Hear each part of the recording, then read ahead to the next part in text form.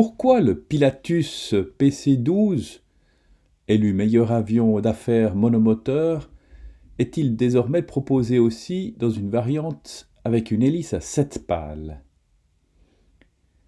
Le MC-21 représente le nouveau fleuron de l'industrie aérospatiale russe. Est-il capable de rivaliser avec l'A320 ou le 737? C'est les réponses à ces questions que nous allons tout de suite voir dans cette édition de Première Classe TV.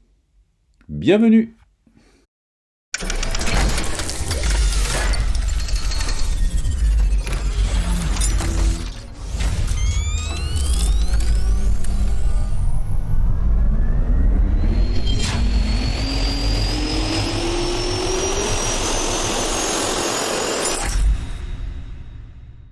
Bonjour et bienvenue sur Première Classe TV, votre chaîne d'information sur les voyages d'affaires du futur. Le Pilatus PC-12, élu meilleur avion d'affaires monomoteur de l'année passée, est proposé en différentes versions. Aujourd'hui, nous allons voir une version avec une hélice à 7 pales. Super Legacy, spécialiste de la mise à niveau des Pilatus PC-12, a annoncé avoir reçu la certification pour installer l'hélice à 7 pales NT47 Silent 7 sur son PC-12 Super Legacy de démonstration. Après une campagne d'essais effectuée en Allemagne, accompagnée de tests sur des aérodromes à haute altitude en Suisse et en France, à Courchevel notamment, le PC-12 Super Legacy, équipé de l'hélice MT47, a amélioré ses performances durant la course au décollage, le taux de montée et la vitesse de croisière, tout en réduisant la distance d'accélération-arrêt et le volume sonore en cabine. La société annonce ainsi une course au décollage de 730 mètres, contre 790 mètres pour le PC-12NG, un taux de montée de 655 mètres par minute, contre 585 mètres minute pour le PC-12NG, une vitesse normale de croisière à 510 km/h et 6 décibels en moins dans la cabine. La vitesse maximale passe de 520 à 530 km/h. La distance à l'atterrissage est toutefois plus longue que pour le PC-12NG, équipé d'une hélice 4 pales en aluminium, 560 mètres pour le PC-12NG contre 590 mètres pour le Super Legacy. Cette modification du PC-12 comprend le changement du moteur d'origine PT6A67B par le nouveau 67P, qui équipe d'ailleurs le PC-12NG. Le PC-12 modifié intègre également une avionique Garmin au lieu de l'Apex d'Honeywell.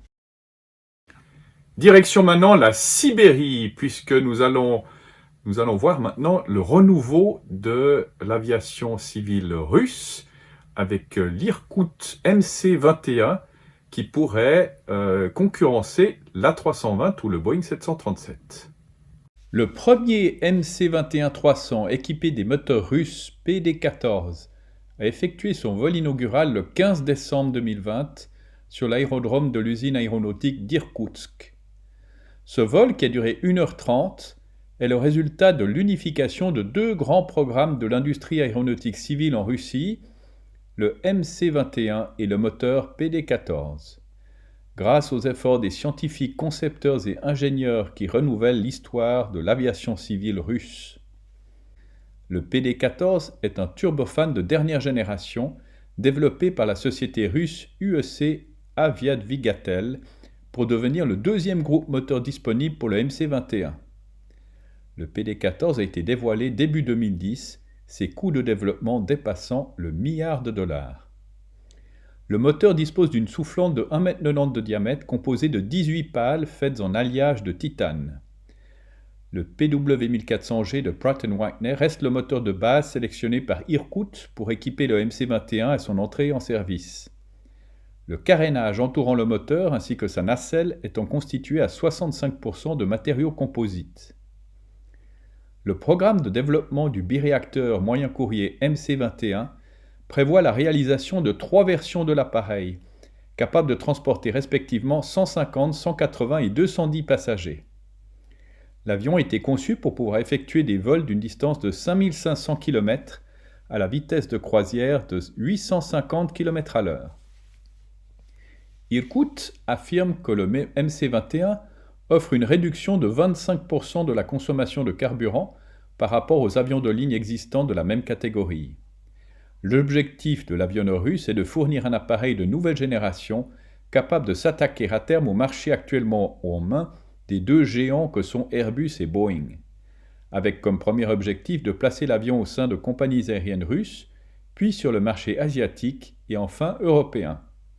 Le MC-21 est tout comme le Sukhoi Superjet 100, un appareil destiné à permettre à la Russie de revenir au premier plan sur le marché des avions de ligne.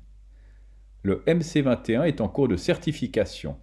Lors du dernier salon aéronautique MAX à Moscou, Irkut a confirmé que plusieurs compagnies aériennes ont déjà signé des contrats fermes pour un total de 175 appareils.